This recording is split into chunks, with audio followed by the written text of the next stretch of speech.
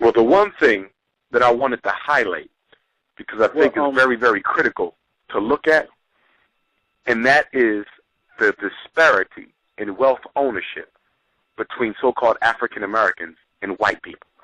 The disparity in wealth ownership. We have to understand something, and Neely Fuller does an excellent job of discussing this, even though he's not a psychologist by training, from my understanding, but he does a good job of talking about psycholinguistics and how the words that are used shape your interpretation of your reality. The white man is master in coming up with words and then using those words to impact the way black people perceive our reality. For example, one such concept is middle class, the black middle class. There is no such thing as a black middle class.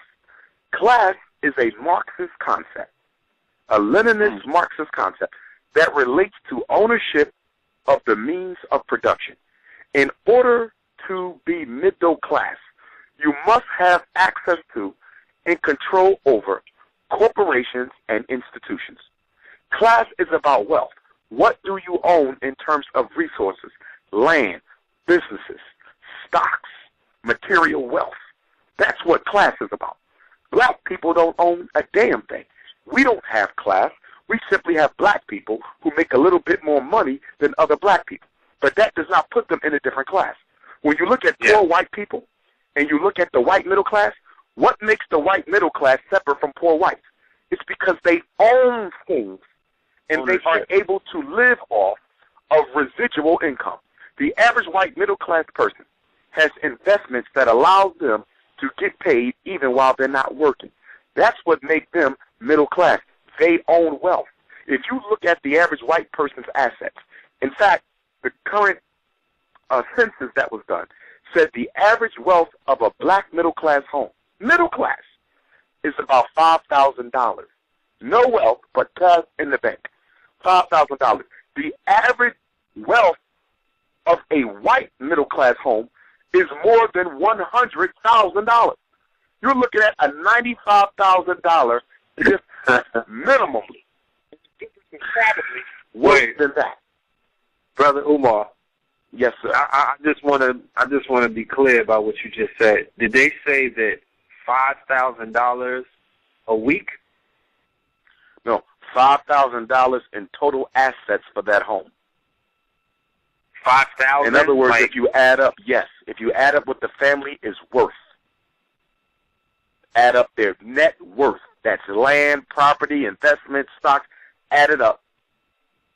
And the average black home is at $5,000 U.S. And that's almost enough. Middle class? And that can qualify. Well, the $5,000 doesn't qualify you for middle class, but that's how much wealth the average black middle class person has. Average black. Okay. All right. I'm clear now. Okay.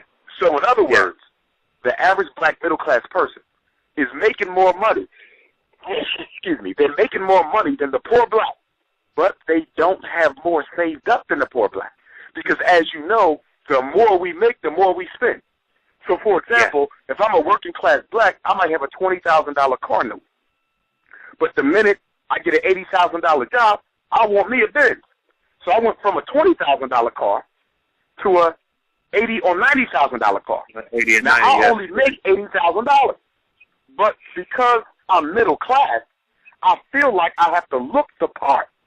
So we end up spending even more money on excess materialism. So when you look at how much money the poor black person has saved and how much money the middle class person has saved, it's about the same amount of money. In fact, there was a study that said that the average black middle class, we ain't talking poor, we talking so-called middle class blacks, is 2 paychecks away from poverty.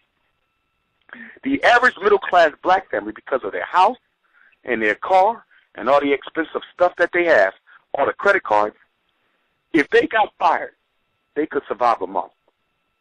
On the flip side, the average middle class white family, because that's true class, they have wealth. The average middle class white family could live at least a year if they were laid off of work.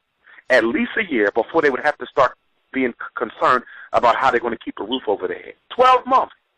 Black person, 1 month. There's no such thing as a black middle class. And let me say this. Look at how they define class. In America, class is defined only by two things. How much money you make isn't one. I want to be clear about this. I want to make sure the listeners are clear. How much money you make has nothing to do with your class category. I want to be clear about that. The only two things they look at is how much education you have and your occupation. Where do you work? Let me repeat this. How much education you have and where do you work? So let me give you an example. You have a doctorate degree in education. A doctorate degree in education. But in your school district where you work at, all the white people control all the upper echelon jobs, the middle management jobs, the principal jobs, the administrative jobs. They're all controlled by white folks and a couple token Negroes. So the fact that you have a doctorate degree did not earn you more money because there's no positions in your school district to which you can graduate to. So you have a doctorate. You're still a school teacher. You're raising 3 or 4 children, possibly by yourself, which is a situation many of our sisters are in who are educators. So you're raising 2 or 3 children by yourself. You're a school teacher. You have a doctorate degree. Because you have a doctorate and because you're a school teacher, you're going to be considered probably upper class with your doctorate. Your doctorate degree makes you upper class, or at least upper middle class, on paper. But in reality, the situation is what? Because you're only making about $40,000 in your job, and that's gross, not net. Your take-home pay is less than $20,000 a year, and you're raising 3 or 4 kids, despite having a doctorate, despite being a teacher, your take-home pay is equivalent or less than a black person who's considered to be poor. An impoverished black person has the same take-home pay as many so-called upper-middle-class black people. It is the illusion of progress. The same amount of money they have to spend is no different than a poor black person. They're identical in terms of actual net pay that comes home. But because they have a doctorate and because they're a school teacher or a physician or an engineer or a counselor or a school nurse, okay, they're automatically considered middle class when the truth of the matter is they're just as broke as the people in the ghetto. Now, we saw the spending report for black people, and I think this was the 2011 spending report. 2012 might not be out yet. For 2011, they said black people spend more time on the internet, more money on the cell phone, more money on cell phone minutes, more money on internet minutes. So we are clearly dominating in the what do we call that, World Wide Web markets. Now, the interesting thing that the report pointed out is black people are different in one major way than every other consumer in America. 2 ways, I'm sorry, 2. 2 ways. The first way is we are conspicuous in our consumption. We buy stuff not because we need it, but because it is available. This was one of the biggest findings of the study. Black people will buy it just because it's new. In other words, you have an iPhone 4. Nothing's wrong with your iPhone 4. But a commercial just came out and said there's an iPhone 5. So you're going to go out and spend $400 on an iPhone 5. That's only slightly different than the iPhone 4. And why are you buying it? Because you need it? No. You're buying it because it is available. The study said black people are unlike everyone else. Most Americans buy things when they need it. They said black people buy it just because it's available. This is what white folks are saying. Put it out there, and the niggas are going to buy it.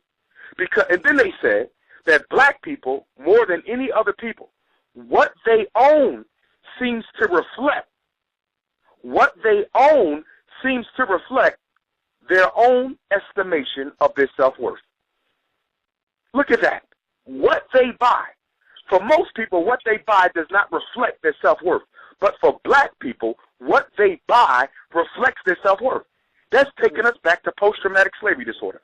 That's taking us back to low racial self-esteem. It's saying the reason why we got 1 million pocketbooks, 1 million cars, 1 million pairs of sneakers, shoes, clothes, jeans, whatever we into, the reason why we have it is because on a subconscious level, we feel worthless.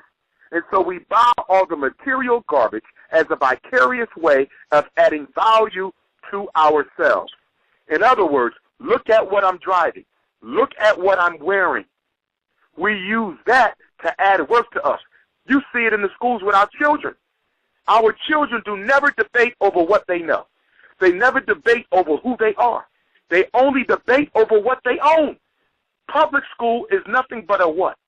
Fashion show where black children go and compete with other black children for how much they are worth based on what they are wearing and based on what they own. This is what we have created. A whole generation of babies who don't know how to do anything but buy what white people make and then use it to look better than the next black person.